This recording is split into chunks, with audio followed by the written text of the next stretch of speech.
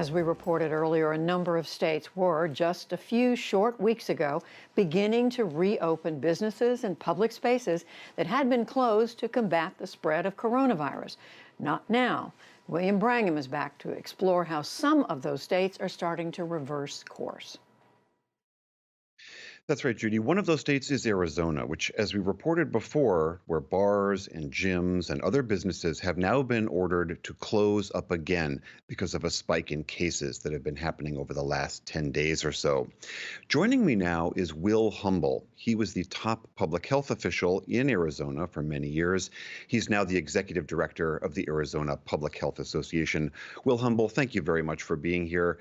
For people who haven't been paying close attention to what's happening in Arizona, these cases are spiking, hospitals are stressed out. How did it get this bad? What's happened?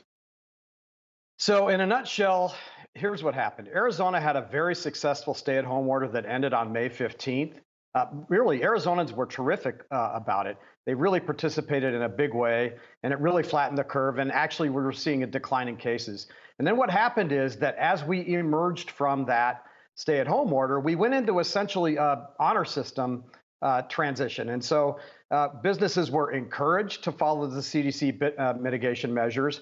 Bars and restaurants were allowed to open, but encouraged to follow CDC mitigation recommendations. But there wasn't any performance measures or compliance criteria or any enforcement, really. And so the behavior of both businesses and the people of Arizona really devolved into pre-pandemic behavior. And as we know, this virus lives off of foolish human behavior. And we are where we are now. It really exploded. And, between Memorial Day and now we're close to 4th of July, there's been a tremendous increase in the cases. And we're at our hospital capacity as well.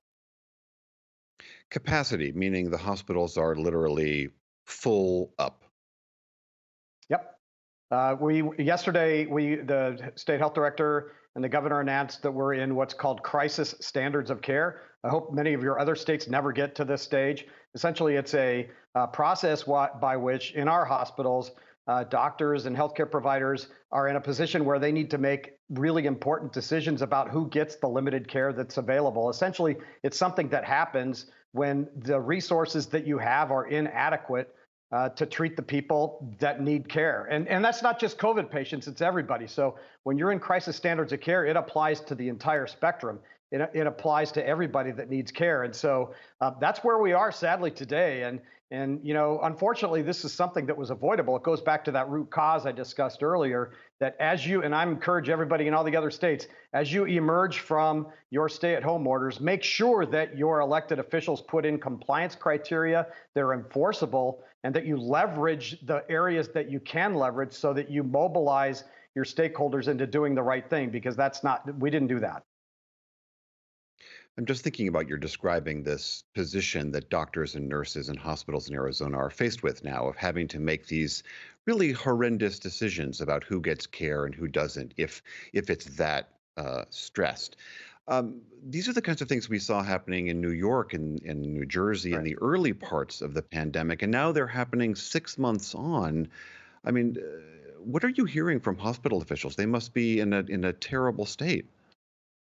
Well, at the boots on the ground level, in the emergency departments and on the floors and in the intensive care units, they're just exhausted already. I mean, this has been going on for a few months now, and now they see that we're in crisis standards of care with really no end in sight. And so, number one thing is just exhausting. There have been actually two sets of letters that more than 1,000 physicians signed in Arizona to the governor, urging him to take action earlier, to put in some performance criteria, throughout the month of really at May and into early June. I think the biggest warning signal was really at Memorial Day, when we saw the behavior across Arizona in Memorial Day with nightclubs going up to the fire code capacity, free champagne flowing. I mean, it was just a free-for-all in a lot of these nightclubs. And as a result, what we're seeing is this huge increase in cases among people in their 20s and 30s. So fortunately, they are less likely to end up in intensive care than our seniors in nursing homes, but those viruses leak out into nursing homes and assisted living centers, into other populations that are at higher risk. And so it's just a situation I hope the other states avoid with wiser policy choices. Indeed, we hope that your example in some way can be some sort of guidance for them as well. Will Humble, Executive Director of the Arizona Public Health Association, thank you so much for your time. Good evening. Thanks.